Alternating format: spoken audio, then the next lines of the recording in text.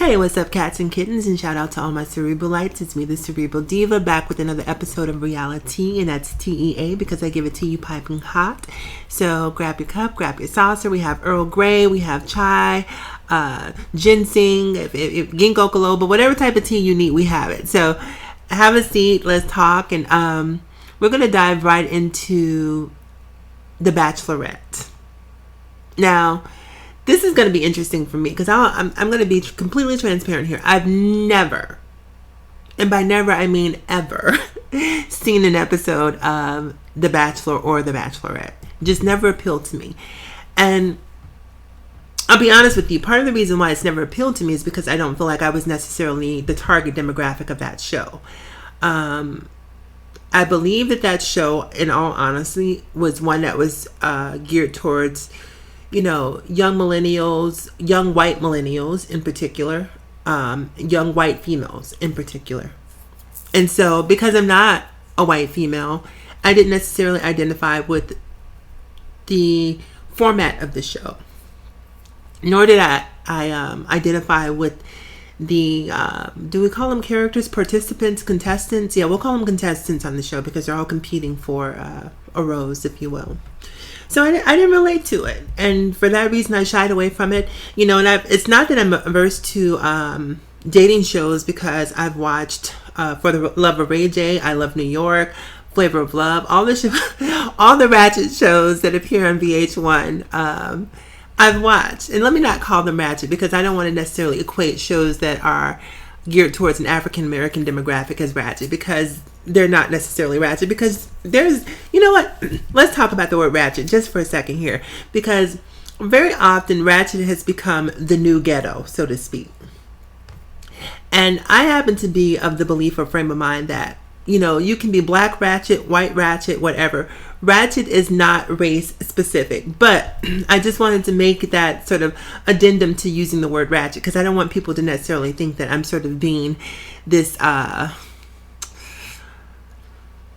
bougie snob in terms of the way I'm looking at certain programming. So anyhow, I loved all the shows that were on VH1. I loved New York. I'm still a huge Tiffany Pollard fan. So those shows appealed to me. I thought they were funny.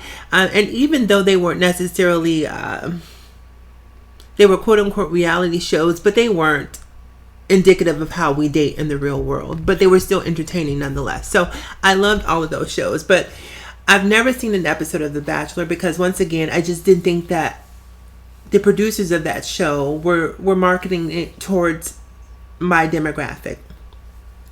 So there's been lots of complaints from people about why hasn't there been a black bachelor? Why hasn't there been a black bachelorette? And while we still have to see a black bachelor, we do have a black bachelorette in the form of Rachel Lindsay. And for that reason, because they've decided to diversify the contestants, the participants on this show, I'm actually going to tune in for this cycle because I think it's important. I think one of the reasons why they don't gear shows towards the African American demographic is because very often we won't tune in. So I'm going to make sure that I watch this show, not necessarily to support the Bachelor franchise, not necessarily to support ABC, but definitely to support Rachel Lindsay and to support diversification in television. So I'm going to tune into this show and hopefully I won't be disappointed. Now, the one thing that I do love about choosing Rachel Lindsay is we get to see an intelligent, articulate, and accomplished woman of color on TV. And I'm always here for that. So it'll be interesting, though, to see, I would love to know what type of pressure she feels because I'm sure she's getting pressures from all sides. Pressures from the black community to make sure she chooses a black couple because of, black love. And then also pressure from the opposite side to make sure that she chooses maybe a white companion to make the show sort of more homogenous in its appeal. And I would just like to see her choose who she feels most compatible with. I'm okay whether it's white, whether it's black, as long as at the end of the day, she is not tainted in any way, shape, or form out of obligation to anyone other than her own taste, her own likes, her own desires. So I really hope that that's really how she chooses. So, and it's really going to be interesting too, because I think that there's a double standard. And I'll tell you, when it comes to interracial dating, I feel like very often the black woman is held to a different standard than the black man. Black men can date outside of their race all day long, and no one ever raises an eyebrow. Not an issue, not a problem. It's completely, I should not say completely accepted, because there's still bigots who are going to have issues on both sides of the coin. But for the most part, we've all been acclimated to seeing black men dating outside of their race. You know, I believe, statistically speaking, 70% of interracial relationships involve a black man dating outside of his race. So black men do it at a disproportionately higher rate than any other race, right? But black women have not caught on to that particular trend. Black women are still very loyal to black men and typically date within their race. And so it's going to be really interesting to see what sort of backlash she gets if she does in fact choose a white companion, a white mate. And look, at the end of the day, I'm a firm believer in love is love, and I don't care who she chooses either way. You know, I don't have to sleep with them, so I don't really have a dog in that fight. But I really hope that she chooses someone that she feels like she's genuinely compatible with, and that she doesn't cave to pressures to sort of put this united front on in terms of black love, and because we don't put that same pressure on black men. We don't. So I'm definitely going to be tuning into the show. It's going to be super interesting to see exactly how what the ratings look like.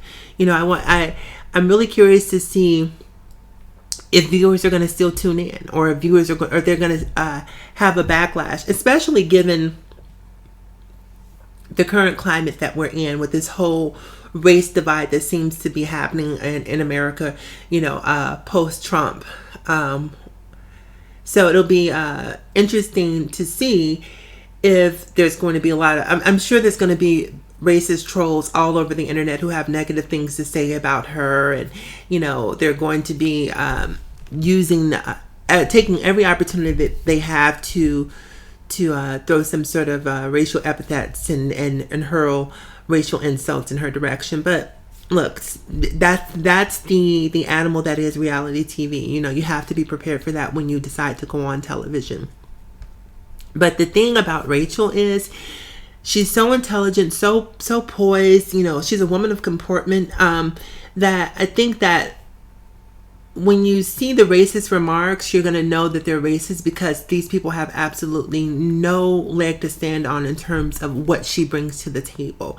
You know, if you want intelligence, she has that. If you want beauty, she has that. If you want accomplishment, she has that. If you want, whatever your class, sophistication, she seems to be the complete woman in totality in terms of what she brings to the table. So it'll be really interesting to see how they choose to attack her. You know, is it just solely going to be based on race? Because they really can't find another angle to attack her on, because she's pretty much, you know, I believe her dad's a judge. She comes from a very well-heeled family. So it's going to be so interesting to see how this plays out.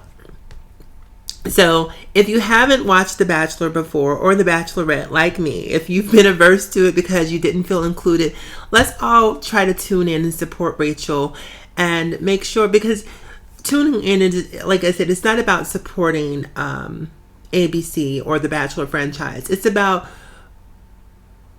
showing these television producers, these people who get to greenlight the shows, that black viewership is worth your attention. It's worth, you know, putting the money into the productions, because black people will tune into, and black people will watch and influence the ratings. So I think we all definitely have to make sure we tune in. I'm going to be tuning in. I'm definitely going to be reviewing the show, giving you guys an honest and completely candid opinion of what I think about the show. Yeah, so that's about it. As always, in closing, you guys, remember to like, comment, and subscribe. Also, remember to follow me across all social media platforms: Facebook, Instagram, Twitter, Snapchat. I'm Cerebral Diva on all platforms. And always, as always, remember to live better, love harder, and think smarter. I will see you guys again soon, and have a great day. Ciao.